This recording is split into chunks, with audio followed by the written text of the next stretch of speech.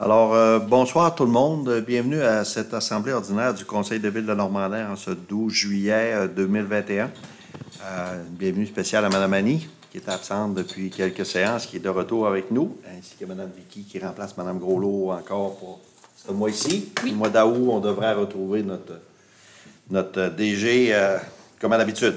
Merci beaucoup, Vicky, d'être là. Alors, ce soir, le projet d'ordre du jour se lit comme suit. En 1, l'ouverture de l'Assemblée par M. le maire. En 2, la revue de l'ordre du jour. En 3, déclaration de conflit d'intérêts. En 4, l'adoption des procès-verbaux de l'Assemblée ordinaire du 14 juin 2021 et extraordinaire le 28 juin 2021 avec dispense de lecture. L'item 5, suivi du procès-verbal. L'item 6, sollicitation, invitation et adhésion. L'item numéro 7, approbation des comptes du mois de juin 2021. Item numéro 8, autorisation de paiement pour les factures supérieures à 25 000. Item numéro 9, bonification du programme de subvention des couches lavables. Item numéro 10, politique de subvention d'achat de produits d'hygiène durable. Item numéro 11, organisation de services de transport collectif et adapté, la MRC de Marie-Chapdelaine. Item 12, l'aide financière volet 4 pour le soutien à la coopération pour le logiciel Gestipat. 13, adoption du règlement 571-2021. Modifiant le règlement 559-2020 pour la gestion contractuelle. Thème numéro 14, demande à la régie intermunicipale pour les services d'urbanisme d'eau potable et eau usée. 15 correspondances, 16 rapports des élus, 17 questions du public, 18 varias. Est-ce qu'il y a des choses à ajouter aux varias ce soir? C'est beau. Alors, 19, prochaine assemblée publique le 23 août et la levée de l'assemblée à l'item numéro 20. Alors, ça me paraît une proposition pour l'adoption de l'ordre du jour. M. Robert. Je propose que l'ordre du jour soit et est accepté tel que présenté et qu'il ait possibilité d'inscrire de nouveaux items à l'ARIA jusqu'à l'écoulement de tous les items du ordre du jour. Merci beaucoup, M. Robert. Alors, on s'est rendu à l'item numéro 3, déclaration de conflit d'intérêts. Est-ce qu'il y a des conflits à déclarer sur les décisions qui vont être prises ici ce soir? Tout est beau. Merci beaucoup. On s'est rendu à l'item 4, l'adoption des procès-verbaux de l'Assemblée ordinaire du 14 juin 2021 et extraordinaire du 28 juin 2021 avec dispense de lecture. Monsieur Potvin.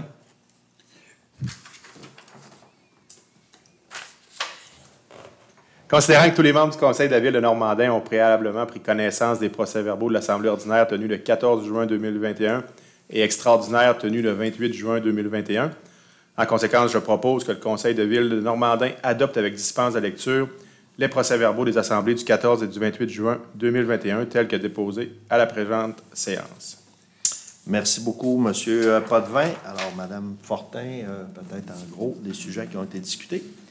Oui, donc pour l'assemblée du 14 juin, on avait sollicitation, invitation, adhésion, l'approbation des comptes du mois de mai. On avait projet de filet aérien à la chute à lourd pour les études et devis techniques. L'adjudication de la vente d'un camion Ford F550, l'autorisation pour l'installation d'un conteneur de chasse, une dérogation mineure au 626 Saint-Cyril, mandat de signature pour les dossiers d'urbanisme et les constats d'infraction, l'officialisation d'embauche des préposés à l'entretien pour la chute à lourd, l'officialisation d'embauche pour préposés à l'entretien paysager et l'officialisation d'embauche pour des animateurs-animatrices de camp de jour. Ensuite, le 28 juin, la séance extraordinaire, on avait le dépôt des états financiers 2020, une quittance pour le dossier du bris de pont La Dorée-Normandin et l'avis de motion pour le règlement 571-2021 qui modifiait le règlement pour la gestion contractuelle. Merci beaucoup, Mme Fortin. Est-ce qu'il y a des questions ou commentaires sur les procès-verbaux? C'est beau. Tout est beau. Merci beaucoup. On s'est rendu à l'item 5, c'est réglé. L'item numéro 6, on s'est rendu aux sollicitations, invitations et adhésions. Mme Annie. Je propose que soient autorisées les contributions, subventions ou adhésions suivantes. Politique de subvention pour l'achat des couches lavables, une demande pour 50 $. Quilles et loisirs Normandin, remboursement de loyer pendant la COVID, 2 500 $, dont 900 $ provient d'un montant réservé déjà attribué. Le gym de Normandin, déneigement pour l'hiver 2020-2021, un montant de 1034,78 et le Conseil régional de l'environnement et du développement durable, CRID, une admission pour 2 ans, un montant de 175 $. Et il n'y a aucune demande d'organisme qui a été refusée. Merci beaucoup, Mme Annie. Alors, c'est beau. Pour ça, on s'en va à l'item 7, approbation des comptes du mois de juin 2021. Madame Annie. Considérant que les élus responsables ont analysé les comptes du mois de juin 2021 et que le tout est conforme aux politiques actuellement en vigueur inhérentes aux achats et dépenses, considérant qu'il y a lieu d'accepter les comptes du mois de juin 2021 et d'entériner les comptes préautorisés et ou contractuels, le tout selon les listes remises à tous les élus par le directeur financier de la Ville de Normandin. En conséquence, je propose que le conseil municipal approuve et entérine les paiements des salaires, des allocations de dépenses, des achats, ainsi que les comptes contractuels et ou préautorisés du mois de juin 2021 pour un montant de 485 847,43 $, le tout tel qu'apparaît sur les listes préparées en détail et déposées à chacun des membres du conseil de la Ville de Normandin après avoir été vérifié par l'élu mandaté à cette fin.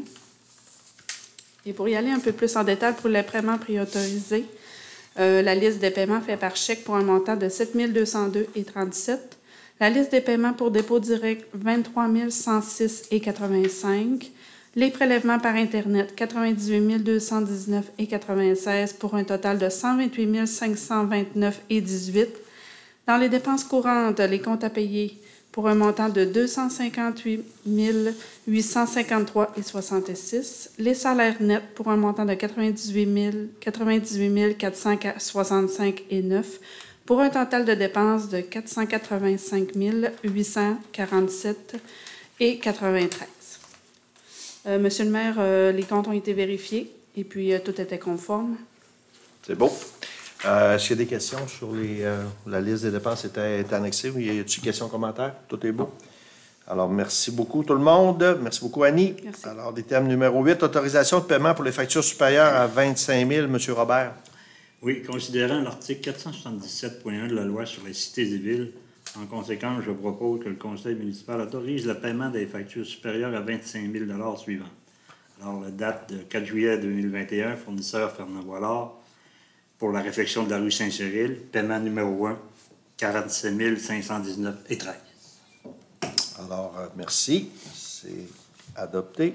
On s'est rendu à l'item numéro 9. Bonification du programme de subvention des couches lavables, Madame Marilou. Attendu que la Régie des matières résiduelles du Lac-Saint-Jean a bonifié le programme de subvention pour l'achat des couches lavables en y intégrant les produits d'hygiène réutilisables, attendu que la décomposition de ce type de produit se situe entre 300 et 500 ans, attendu que la réduction de l'enfouissement est un enjeu majeur pour l'environnement, attendu que la population se tourne de plus en plus vers l'achat d'articles durables tels que les produits d'hygiène, attendu que les articles subventionnables doivent être lavables, couches, inserts, culottes menstruelles, coupes menstruelles, serviettes hygiéniques, protège-dessous et culottes absorbantes, attendu qu'un montant est octroyé par la municipalité, attendu que la Régie consent à participer à une valeur de 50 % de cette subvention municipale pour un maximum de 50 $ par demande, attendu qu'un formulaire soit complété et que des pièces justificatives soient déposées. En conséquence, je propose d'autoriser la municipalité à procéder à l'adhésion au programme de subvention pour les produits d'hygiène réutilisables, et ce, selon les modalités de la Régie des matières résiduelles. Il est en outre résolu de verser une subvention maximale au montant de 50 $ pour chaque demande effectuée dans les 12 derniers mois pour chaque résident demeurant au même numéro civique. Alors, avant, il y avait les couches réutilisables, puis on élargit la chose, là, finalement. Peut-être qu'on pourrait même changer le nom du programme. Oui, éventuellement. C'est dans la prochaine résolution. Super. Ouais. Ah oui, OK. Alors, politique de subvention de... Ah, c'est ça. Fait que, on va dire l'item numéro 10, c'est la modification de la politique de subvention d'achat de produits d'hygiène durable. Alors, allez-y, Mme Marilou. Politique, considérant la proposition de la Régie des matières résiduelles du Lac-Saint-Jean de bonifier la subvention pour l'achat des couches lavables afin d'inclure les produits d'hygiène durable. En conséquence, je propose que la politique programme de subvention d'achat de couches lavables soit modifiée pour la politique de subvention d'achat de produits d'hygiène durable, incluant les modalités relativement à ces produits, qu'elle fasse partie intégrante de la présente comme si elle était ici ou non reproduite. Voilà. Alors, voilà. Merci, Mme Mitou. Elle y avait pensé. Alors, c'est beau. Puis ça, la RMR vont quand même lancer une campagne de publicité là-dessus. Fait que les gens qui vont être intéressés là, ont juste à s'adresser ici à l'Hôtel de Ville. Puis on va faire comme pour les couches lavables. Oui. C'est bon. On améliore tout le temps. Alors, c'est beau. L'item 10, on s'arrête à l'item 11, organisation des services de transport collectif et adapté de la MRC de Marie-Chapdelaine. M. Boitler. Attendu que la MRC de Marie-Chapdelaine a procédé à une analyse des services de transport collectif et adapté existants sur son territoire et des besoins en mobilité collective. Attendu que par la résolution 224-07-17 en juillet 2017, le Conseil de la MRC de Maria-Chapdelaine a adopté le règlement 17-418 titré « Relatif à l'acquisition de compétences et à l'organisation des services de transport collectif » et adopté de la MRC Maria-Chapdelaine. Attendu que depuis ce moment, il a été de la volonté des élus d'élargir le service de transport collectif à toute la municipalité locale du territoire de la MRC, tout comme celle-ci était déjà desservie en matière de transport adapté. Attendu que les services professionnels de la firme Vecteur 5, spécialisée en matière de transport des personnes, ont été embauchés afin de soutenir l'équipe technique de la MRC visant à mettre en œuvre la volonté exprimée par la population en général depuis plusieurs années au terme de plusieurs consultations publiques, plans d'action locale, politique municipalité, amis des années, etc. Attendu que les élus de la municipalité ont été informés de l'état d'avancement des travaux réalisés par l'équipe technique de la MRC ou par l'entremise de l'un ou l'autre des membres du conseil d'administration de transport collectif et adapté de Maria-Chapdelaine Incorporée, lequel fait affaire sous la raison sociale Maria Express. Attendu que la municipalité est desservie depuis plusieurs années par le service de transport adapté de la MRC, laquelle facture annuellement la municipalité sous forme de quote-part. Attendu que la municipalité est d'accord avec les démarches réalisées par la MRC au cours des derniers mois visant une bonification du transport des personnes non admissibles au transport adapté. En conséquence, je propose que le présent Conseil confirme qu'il a participé d'une manière ou d'une autre à la démarche collective visant à élargir le mandat de transport adapté à celui du transport des autres personnes, aussi appelé transport collectif, par l'entremise du règlement 21-463 de la MRC de Maria-Chapdelaine. Que copie de la présente soit adressée à M. Luc Sumard, préfet de la MRC Maria-Chapdelaine, et à M. Mario Fortin, président de Maria Express. Alors, merci, M. Boisclair. Alors, je pense que la résolution est quand même assez claire. Juste peut-être pour faire un petit topo, là, depuis, on s'est fait accompagner par la firme Vecteur 5 là, pendant 3-4 mois pour définir notre politique ou nos règlements d'organisation et de distribution du service de transport collectif sur le territoire de la MRC. Alors, on a préparé tout ce document-là qui définit le service, les coûts, les moyens utilisés et comment est-ce qu'on va établir la façon dont le service va être distribué sur l'ensemble du territoire. Alors, la MRC qui a acquis la compétence, c'est la MRC qui a la compétence de gérer le transport collectif et adapté. Fait que devait adopter ces politiques d'organisation-là. Puis, comme c'est dit dans la résolution, ben, la MRC a délégué à un OBNL qui s'appelle Maria Express la gestion du transport collectif et adapté sur le territoire. Alors, toutes les fois qu'on veut, Maria Express, donner des contrats ou changer nos politiques, il faut avoir l'approbation de la MRC. Fait que c'est ce qui était fait. Et la MRC, les maires ont décidé d'envoyer une résolution à chacune des municipalités leur demandant d'appuyer cette politique d'organisation-là. On le sait que, bon, depuis Transport adapté existe depuis plusieurs années. Transport collectif est en marche depuis 3 ans de Dolbeau avec le taxibus. Là, depuis le 5 juillet, on a instauré la ligne verte entre Dolbeau et Normandin. Vous avez sûrement vu la publicité. Alors, il y a 4 transports par jour entre Normandin et Dolbeau qui est effectué 7 jours par semaine au montant de 5 $. Fait que les gens se présentent le matin à 7h30 au dépanneur, puis 5 $, ils embarquent, puis ils s'en vont à Dolbeau. L'autobus arrête au coin du Rang-Nord pour prendre des gens de Saint-Edmond, Albanel, le Flash à Gérardville, le Coteau-Marcil, le Parc Pagé et à Dolbeau. Et sur l'heure du midi, à 11h, revient à Normandin, à 1h d'école à Dolbeau, puis il revient à 5h. Fait que ça, c'est effectif depuis le 5 juillet. Et aussi, à Normandin, le taxibus est en opération. On le lance tranquillement, pas vite. Toutes les bornes ont été installées. On a installé une trentaine de bornes sur le territoire de Normandin. On a des gens on est allé en appel d'offres pour recruter des chauffeurs avec des véhicules pour le faire. On a 2 personnes actuellement qui ont suivi la formation. Une est accréditée et l'autre va l'être dans les prochaines semaines.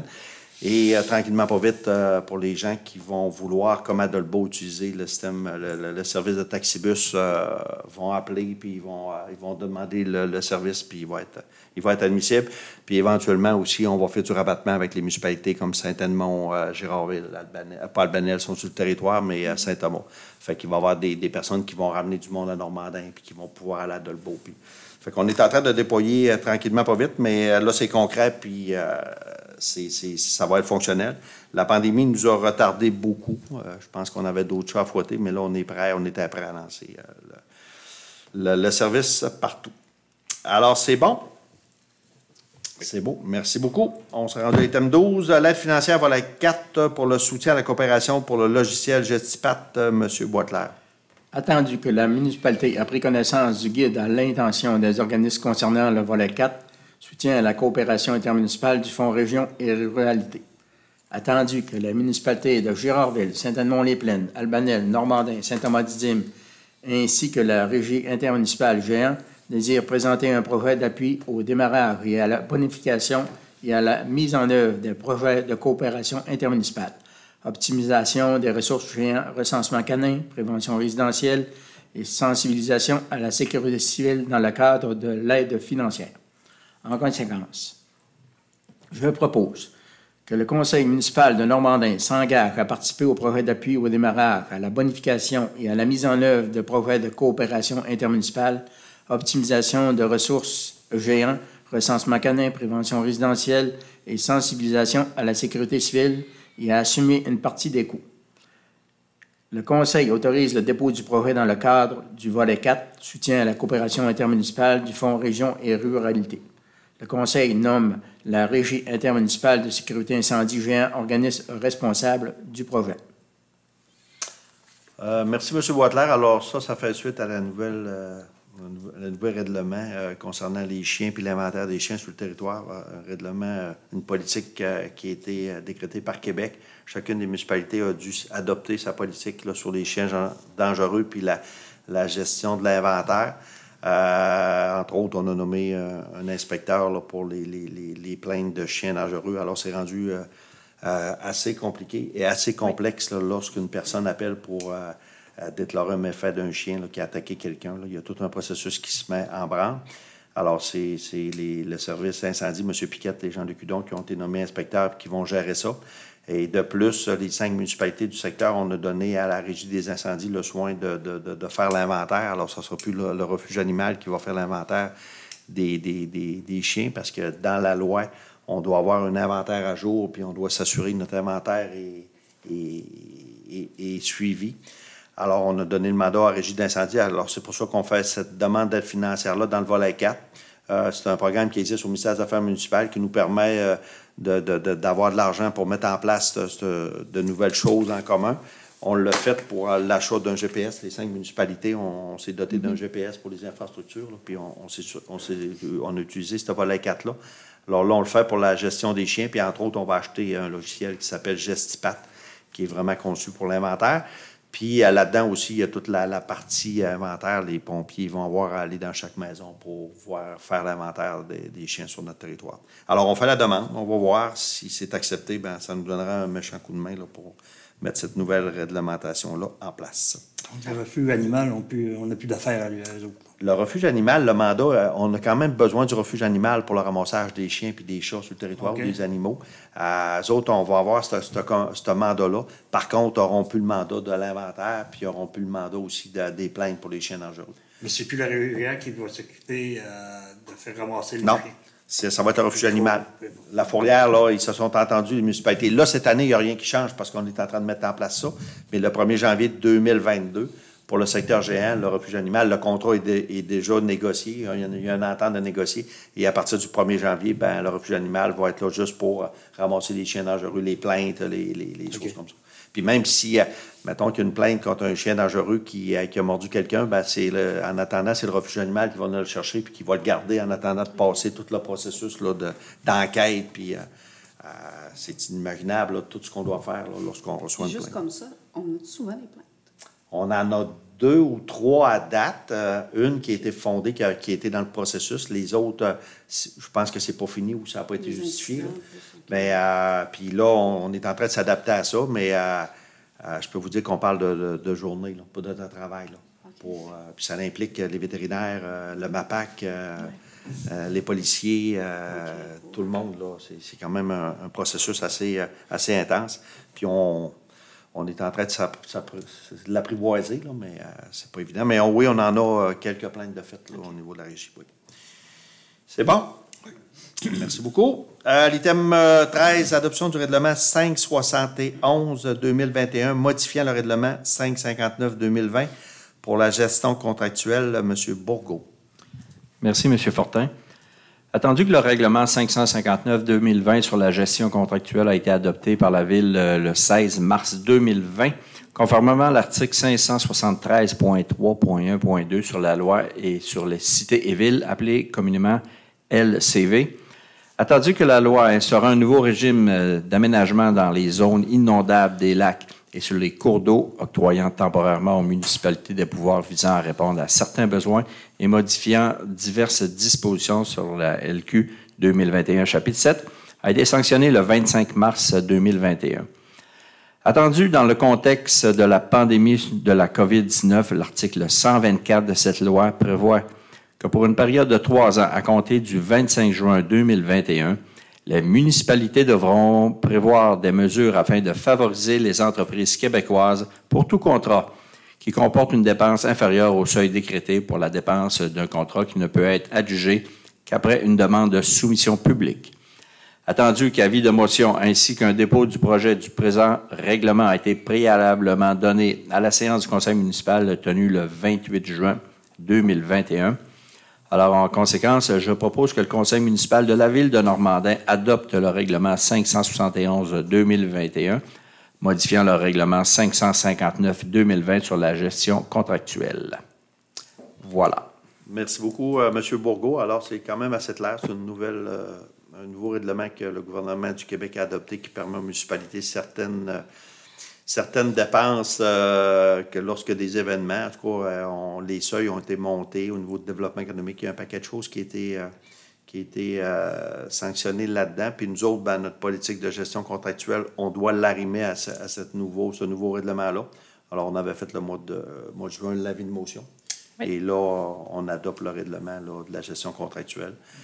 Puis là-dedans, la petite subtilité, comme vous avez vu, il faut encourager les entreprises québécoises jusqu'au montant que la limite nous permet. Ce qui est une bonne chose. Oui, effectivement. Effectivement. Puis, 2 exemples, le cas de COVID, puis les inondations, les municipalités, c'est sûr qu'il faut qu'il y ait des marges de manœuvre parce que bien souvent, il faut s'ouvrir de bord assez vite. Puis d'ailleurs, on l'a vécu, l'événement qu'on a eu en 2019 ici à Normandin. Fait que ça nous permet d'avoir plus de flexibilité puis de répondre aux besoins là, plus rapidement. Alors, c'est beau. C'est adopté. On s'est rendu à 14. Demande à la Régie intermunicipale pour les services d'urbanisme eau potable et eau usée. Madame Marilou.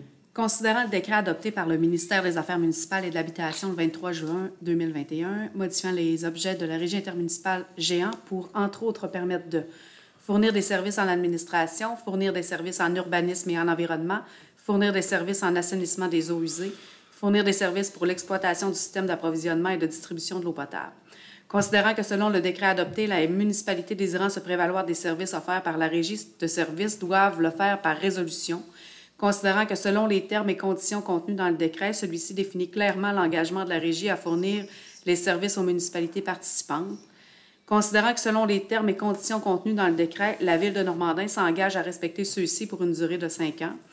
Considérant l'engagement de la Régie à offrir aux employés embauchés par la Ville de Normandin et touchés par le décret à déposer une offre d'emploi en bonne et due forme à ces derniers, considérant que les employés actuellement embauchés par la Ville de Normandin qui accepteront une offre d'emploi reçue de la Régie s'engageront à démissionner de leur poste à la Ville, considérant que la Ville de Normandin désire se prévaloir des services d'urbanisme et d'environnement ainsi que de traitement des eaux.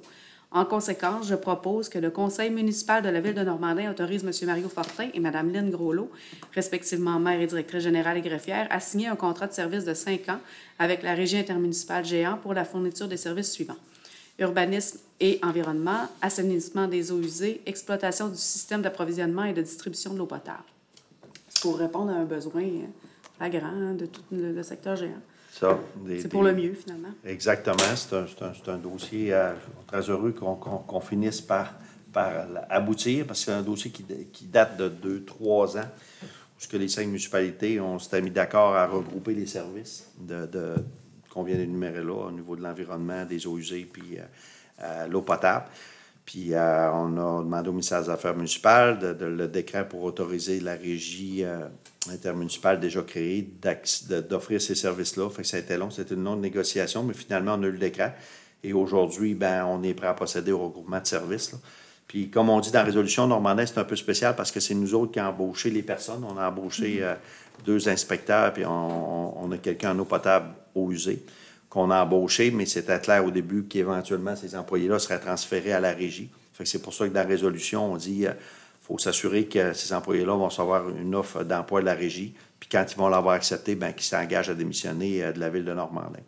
Alors, comme les conditions d'embauche, ces employés-là qui vont transférer à la régie vont avoir les mêmes conditions de travail qu'ils ont actuellement à la ville de Normandin, même s'ils travaillent pour les 5 municipalités. Alors, c'est une bonne nouvelle, puis je pense que on commence à parler de plus en plus de regrouper des services, puis on le voit avec la pénurie de main-d'œuvre qu'on a de la misère à recruter, puis on le voit tous les jours. C'est pas évident de recruter des gens, mais le fait qu'il soit au moins une équipe, là, ils vont être 2 inspecteurs pour l'instant, mais ça va être plus motivant, plus encourageant, puis ils vont travailler pour les municipalités, puis l'eau potable, l'eau usée, ça va être ça éventuellement aussi, peut-être 2 ou 3 personnes là, qui vont être engagées, qui vont travailler pour les municipalités. Alors, je suis bien fier de ça. C'est un travail de longue haleine, mais on a été patient, puis on va pouvoir régler ça là, avant la fin de ce mandat-là. Fait que c'est une nouvelle ère de collaboration entre les municipalités. Puis, juste vous dire qu'au niveau du ministère des Affaires municipales, on est la première régie qui demande l'ajout de services. Habituellement, une régie intermunicipale est créée pour un service. C'est un service d'incendie. Fait qu'au départ, le ministère nous avait dit, vous allez créer une régie par service. Ça n'avait aucun bon sens. Fait que là, on a réussi avec le temps de négocier pour dire qu'on voulait regrouper en une régie plusieurs services. Oui, effectivement. Mais c'est un processus, disons, c'est un processus administratif, là. Les municipalités ne sont pas obligées d'embarquer, ils peuvent se retirer, il y a des termes et conditions. Mais en tout cas, au moins, on va pouvoir le mettre en place puis de prouver que ça va fonctionner parce qu'au niveau des incendies et de la sécurité civile, ça fait 15 ans qu'on fonctionne puis ça va super bien. Alors, c'est beau? Chaque municipalité va adhérer pour 5 ans au départ? Oui, ça va être des mandats de 5 ans. Puis après ça, le retrait, là, ça va être avec compensation. Puis il y a un processus de négociation là, qui va devoir avoir lieu. Là. Mais je pense qu'un coup que ça va être en place puis que ça va rouler, je ne pense pas que les municipalités reculent en arrière. En tout cas, je l'espère. Alors, c'est beau pour ça. L'item 15, correspondance. Madame Vicky, vous avez des bonnes nouvelles à nous annoncer, allez-y. Plein. Du ministère des Affaires municipales et de l'Habitation, l'annonce d'un montant de 25 000 réservé pour Normandin dans le cadre du programme Rénovation Québec 2021-2022.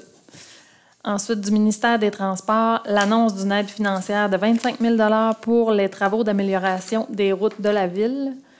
De la Société d'habitation du Québec, l'annonce d'une plus grande flexibilité dans les règles afin que les logements puissent être habités par des ménages dans le besoin. Ça, c'est suite à une résolution qu'on avait fait parvenir. Oui, ensuite, du ministère des Affaires municipales et de l'Habitation, annonce d'un montant maximal de 139 284 accordé dans le cadre du programme d'aide financière pour les bâtiments municipaux.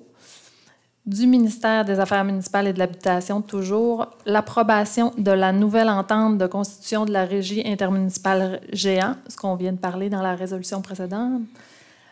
Du ministère des Affaires municipales et de l'Habitation, aussi, annonce d'un montant additionnel de 316 355 dans le cadre du programme de la taxe sur l'essence et de la contribution du Québec, le TEC 2019-2023. Et également du ministère des Affaires municipales et de l'Habitation aussi, l'entente qui modifie le nom de l'aéroport pour l'aérodrome Lac-Saint-Jean. Effectivement, l'aéroport de Dolbeau-Mistassini, Normandin, Saint-Félicien, finalement change de nom pour aérodrome Lac-Saint-Jean. Ouais. Moi, j'aimais mieux dans ça. Ah, toi, arrête. Alors, nos pilotes sont très heureux de ça. Ils vont parler moins longtemps quand ils vont s'annoncer, mais on a eu le décret. On attendait après ça, mais finalement, on a eu le décret du ministère des Affaires municipales. Écoutez, c'est toutes des bonnes nouvelles. Le premier 25 000 pour le programme d'aide à la rénovation, ça, c'est nouveau. On avait fait la demande et éventuellement, on doit adopter une politique là, pour favoriser et aider les gens qui vont réparer des multilogements ou des commerces sur certaines rues. Alors, c'est un nouveau programme qu'on va mettre en place, puis on a eu une bonne réponse. Au moins, on a 25 000 qui est accepté de la Société d'habitation du Québec, c'est ça? En tout cas, c'est pas... On comprend l'enjeu. Oui, Ouais, c'est ça. c'est en plein ça. Société d'habitation du Québec. Alors, d'ici quelques mois, on devra adopter une politique, puis la Ville aussi va mettre un montant, fait qu'il va y avoir des montants disponibles pour les gens qui vont rénover certains bâtiments. Le programme d'aide à la voirie locale, 25 000, sont des Avant, années... on avait combien? On avait moins, pas mal. De? La voirie locale. Oh, on a déjà eu plus. On a déjà eu 80, on a déjà eu une année 150 dans le temps qu'on avait le pont, tu sais, qu'on réparait le pont. 25 000, je pense qu'il fallait s'attendre à ça. Les 9 000. Oui, dans les dernières années, on avait été quand même bien. Ça, c'est discrétionnaire là, au niveau du ministère puis du député. L'OMH, oui, c'est une bonne nouvelle, mais ça ne répond pas à notre demande parce que nous autres, ce qu'on veut, c'est vraiment permettre aux nouveaux arrivants de rester dans l'OMH. Mais quand ils ont reçu notre résolution, ben, ils étaient bien fiers de dire non, on vient d'élargir, mais ils ont diminué le seuil, augmenté le seuil d'admissibilité là, au niveau des revenus là, pour les gens qui vont habiter là. Fait que c'est une première démarche, mais ça ne répond pas exactement à ce qu'on voulait. Pas assez flexible. Non, c'est ça. Ils vont peut-être réussir à en louer plus comme ça, par exemple. Peut-être. Un petit peu. Oui, peut-être. En région, peut-être qu'en ville, il va y avoir plus de réponses, mais en région... Ouais. Il n'y a pas de liste d'attente à l'heure actuelle. Il n'y a pas de liste d'attente. Fait que on verra. Là. 139 284, ben ça, c'est un cadeau qu'on a reçu, là, un montant pour réparer nos édifices municipaux. Fait qu'on avait des projets de rénovation de la caserne de pompiers, de l'hôtel de ville, du centre communautaire. Fait qu'on aura à voir où est-ce qu'on va pouvoir utiliser ce montant-là. On a 2 ans, on a jusqu'en 2023 pour le dépenser. Fait que je pense qu'on va trouver une place pour le mettre. Et le 316 355 pour le TEC, on ne l'attendait pas. Si vous vous rappelez, il y a 2 ans, aux dernières élections fédérales, on avait eu 400 000 de plus du fédéral pour la TEC. Là, il avait annoncé ça en campagne électorale.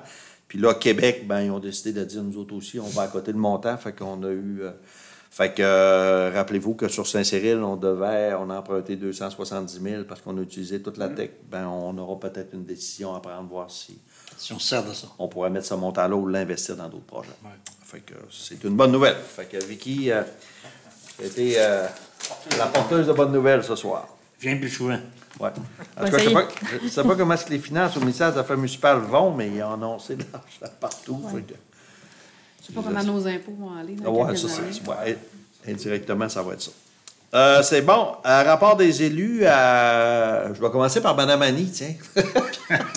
Bien sûr, comme je vous ai dit tout à l'heure, j'ai fait la vérification des comptes et c'est tout pour moi. Parfait. Merci beaucoup, M. Wattler.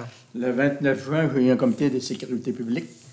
Puis, en lien avec ça, les gens sont obligés d'avoir une licence pour leur chien. Puis, lorsqu'il y a un événement, il y a un chien qui mord, ils sont obligés de le déclarer. C'est tout pour moi, M. le maire. Merci beaucoup, M. Wattler. M. Robert. Monsieur Robert, comité d'urbanisme, la semaine dernière, on avait un chuet, là, c'est la dérogation mineure qu'on a parlé tout à l'heure.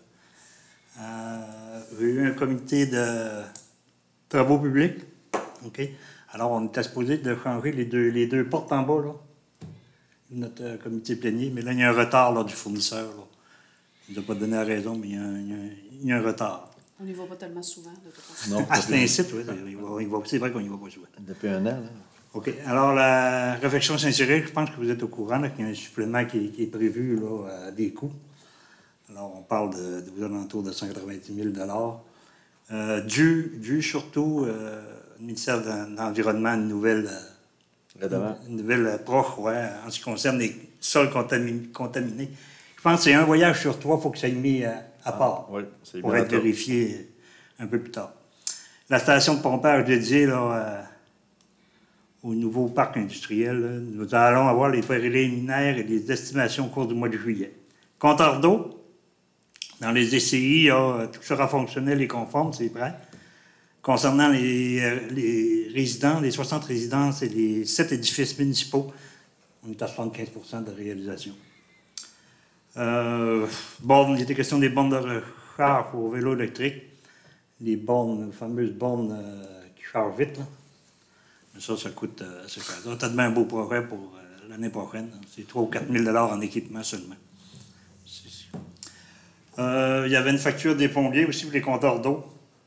OK. Il y a un résident qui voyons,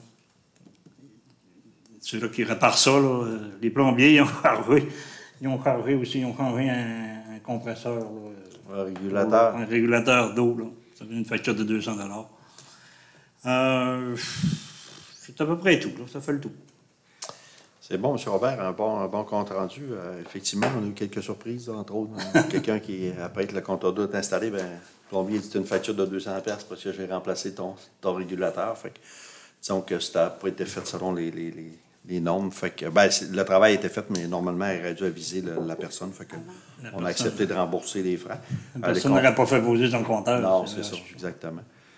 Pour les résidences résidentielles, c'est vrai que ça va bien, mais en tout cas, là, on avait une liste de personnes on avait sollicité des gens qui aimeraient avoir un compteur d'eau. On avait une liste de personnes. En tout cas, là, si jamais, des fois, on en a besoin, s'il y a des gens, on pourra toujours contacter l'hôtel de ville. Mais à date, ça va quand même bien au niveau résidentiel. Là, 75 je pense que c'est pas mal la réalité.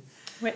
Au niveau des ICI, le commerce, industrie puis l'agricole, on a commencé à faire des lectures à tous les mois. Ça va relativement bien. Puis là, je vais dire que Mme Vicky fait un travail remarquable parce qu'elle comptabilise tout ça. Puis c'était quand même un bon dossier. Mais là, ça commence à se préciser. On voit un petit peu les consommations, puis on voit certains commerces ou industries qui consomment plus. Puis il y a peut-être des choses à vérifier là.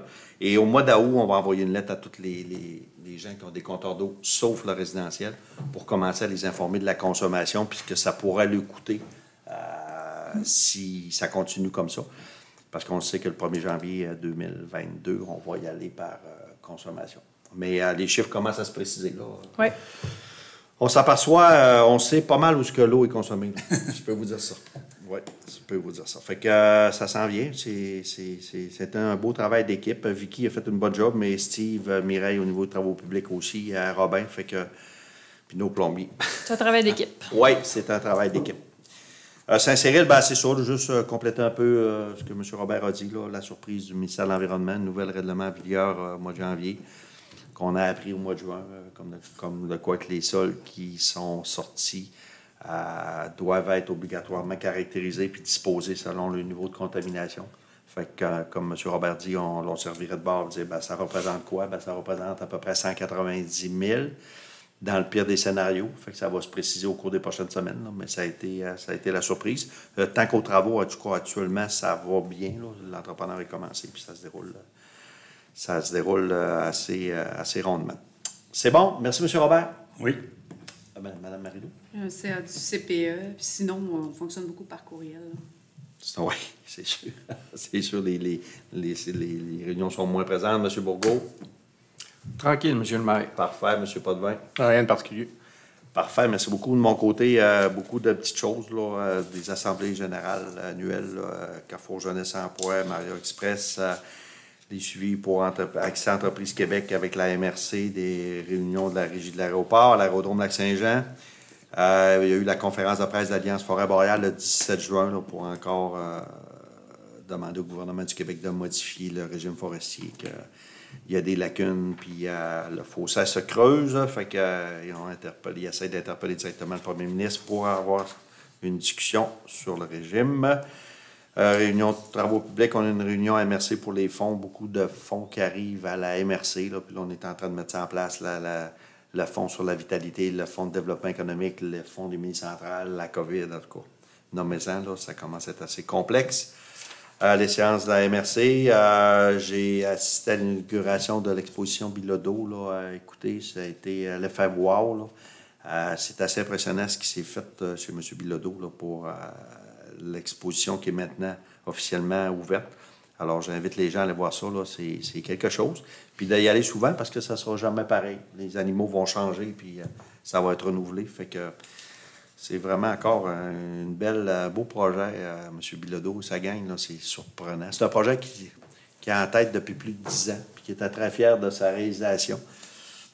C'est une entreprise qui a des bonnes idées, puis qui travaille avec, il nous disait qu'il y a peut-être une trentaine de films à lesquels il a fourni du matériel, puis c'est en expansion de plus en plus des grosses productions. Fait que je suis bien fier des entreprises à Normandin, mais ça en est une qui se démarque là, dans son créneau là, d'entreprise. Un investissement de 700 000 tu vois. Oui, oui, oui, un investissement de 700 000 à Normandin, effectivement. Rencontre avec le MTQ pour le dossier des traverses scolaires sur la côte d'Église, comme on appelle. Là. Le dossier avance. C'est peut-être pas à la vitesse qu'on voudrait, mais il y a des choses qui se précisent. Alors, au cours des prochains mois, on va pouvoir, d'ici prochainement, on devrait rencontrer les gens là, pour discuter avec eux autres, d'où qu'on en est rendu avec ça. Mais ça va être plus long que prévu. On devait régler ce dossier-là pour la rentrée scolaire au mois de septembre, mais déjà là, on n'y arrivera pas là, parce que c'est quand même plus complexe qu'on pensait. Ça part de ça. Je vous ai pas mal tout dit ce que j'ai fait au cours du dernier mois.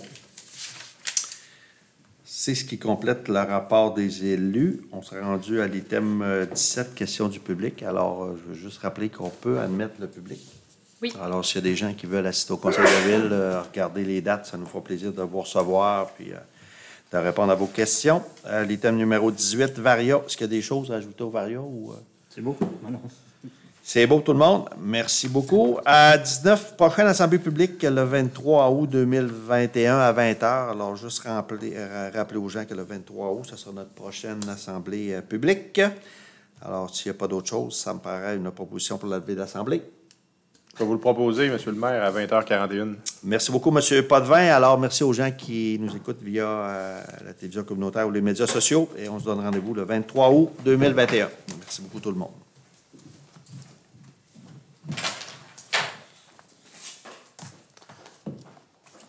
Oubliez, on voulait dire un mot sur